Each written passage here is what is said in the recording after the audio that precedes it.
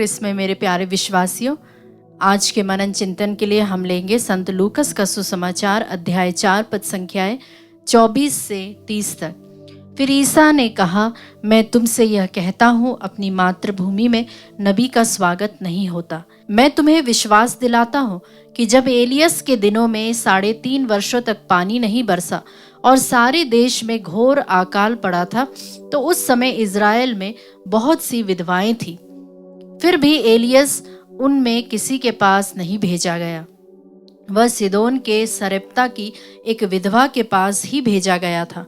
और नबी एलियस के दिनों में इज़राइल में बहुत से कोढ़ी थे, फिर भी उनमें से कोई नहीं बल्कि सिरी नामन ही निरोग किया गया था। यह सुनकर सभागृह के सब लोग बहुत क्रुद्ध हो गए। वे उठ खड़े हुए और उन्होंने ईसा को नगर से बाहर निकाल दिया। उनका नगर जिस पहाड़ी पर बसा था, वे ईसा को उसकी चोटी तक ले गए ताकि उन्हें नीचे गिरा दे, परंतु वे उनके बीच से ही निकलकर चले गए। प्यारे विश्वासियों, जिस तरह से कहा जाता है, घर की मुर्गी दाल बराबर। हम आसानी से उपलब्ध होने वाली किसी भी चीज को महत्व नहीं देते हैं। हम उस ऑक्सीजन को महत्व नहीं देते जो आसपास की हवा में उपलब्ध है। नदी के किनारे रहने वाले लोग पानी की कद्र नहीं करते। हम जानते हैं कि ताज़ी और स्वच्छ हवा कीमती है, और फिर भी चूंकि यह हमारे चारों ओर उपलब्ध है, इसीलिए हम इसके महत्व को नहीं जानते। इज़राइली लोग नबी एलिय्याह से काफी परिचित थे, लेकिन उन्होंने अकाल के समय यह नहीं सोचा कि नबी उस मुसीबत से उबरने के लिए उनकी मदद कर सकते हैं। परंतु सरेप्ता की एक विधवा ने इस नबी की महानता को पहचान लिया और बदले में उनके द्वारा ईश्वर ने उसे आशीष भी दी। इज़राइल के कोढ़ी नबी एलीशा से परिचित थे और उन्हें इस नबी द्वारा कोढ़ से शुद्ध करने की शक्ति का एहसास नहीं था। सीरिया के नामान नामक कोढ़ी ने एलीशा की शक्ति को पहचाना और उसके द्वारा शुद्ध किया गया। नाजरेत के लोगों के लिए यीशु एक बहुत ही परिचित व्यक्ति था। वे उनके बीच घूमते फिरते थे, खाते पीते थे। वे उनसे इतने परिचित थे कि उन्हें महत्व नहीं देते थे।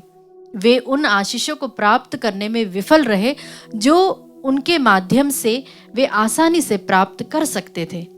हम अपने आप से सवाल करें कि क्या मैं यीशु के व्यक्तित्व और उसके द्वारा लाए गए उद्धार को कितना महत्व देता हूँ।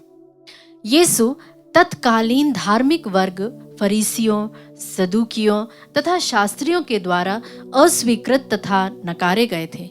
उन्होंने यीशु की शिक्षाओं का विरोध किया तथा यीशु के गैर यहूदियों के घुल मिलने पर प्रश्न उठाया। वे इस बात को कभी स्वीकार नहीं कर सकते थे कि गैर यहूदियों के लिए भी ईश्वर की दया और कृपा के द्वार खुले हैं, क्योंकि वे स्वयं को श्रेष्ठतर समझते तथा अन्यों को तुच्छ समझते थे। यीशु उनके इस दृष्टिकोण को 2 महान नबियों द्वारा और उनके कार्यों द्वारा न्याय संगत ठहराया। यीशु उन्हें याद दिलाते हैं कि किस प्रकार एलियस सरेप्ता की विधवा के पास भेजा गया तथा एलियस ने सिरी नामन नामक कोढ़ी को चंगा किया था। उनके यह कार्य ईश्वर की सर्वव्यापक दया तथा करुणा का चिन्ह है। यह इस बात को भी प्रमाण करता है कि उन गैर यहूदियों ने ईश्वर तथा उनके नबियों में अधिक तथा आवश्यक विश्वास दिखाया, जिससे ईश्वर के चमत्कारिक कार्य उनमें संभव हो सके। यहूदियों ने नबियों को अस्वीकारा, उनकी हत्या की तथा उनके स्मारक बनवाए। यही इतिहास यीशु के साथ भी दोहराया जाता है। यह सुनकर उन्होंने वही किया जो पूर्वजों ने किया था।